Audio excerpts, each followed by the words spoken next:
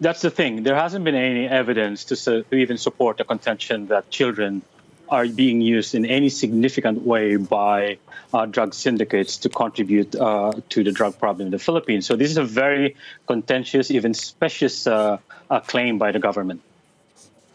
If in that case, we're not talking about these children being used in vast quantities, again, the president is talking about reforming criminal children, in his words, rather than punishing them with this new age of criminality. Do you think that's the right way to go about things, or do you think there might be a better way to try to take children away from the arms of drug circles?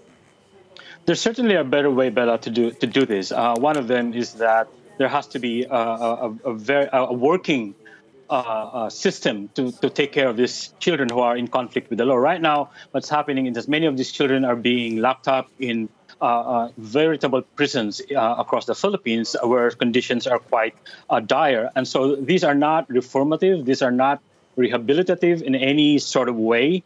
These children are being processed in a system that does not respect their human rights, that does not respect their dignity. So this is a step back for the Philippine government, actually. If you look into the fact that the Philippines is signatory, for instance, to the UN Convention on the Rights of the Child, then this is a very, very serious setback for the government.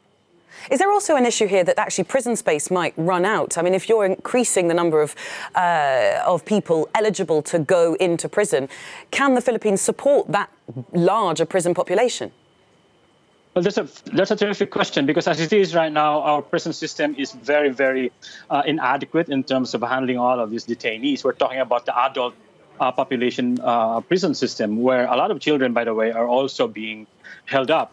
Now, in the child-specific facilities, the detention facilities for children, there are not too many of them. They're very ill-maintained. They're not well funded.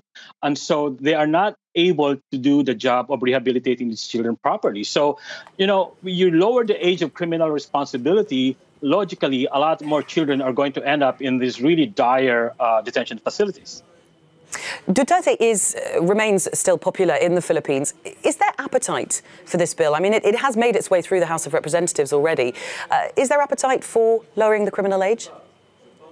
There certainly is a lot of appetite for that, particularly among the politicians who are supporting Duterte, and they're trying to sell this idea as part of the drug war. And the drug war itself is still very popular. So anything that is proposed that has to do with the drug war are bound to be popular. But there is backlash. Civil society has been quite vocal against this, which probably explains why they changed the age from 9 to 12. But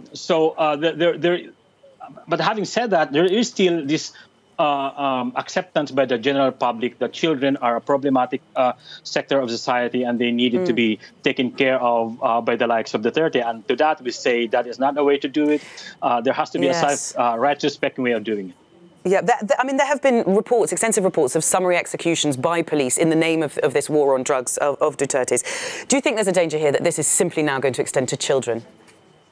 Oh, yeah, definitely. I mean, even as we speak, even without this law, children are being victimized by the drug war. Now, this will only worsen that. This will criminalize these children. This will stigmatize them even more. And this will make them more vulnerable to human rights violations by state forces.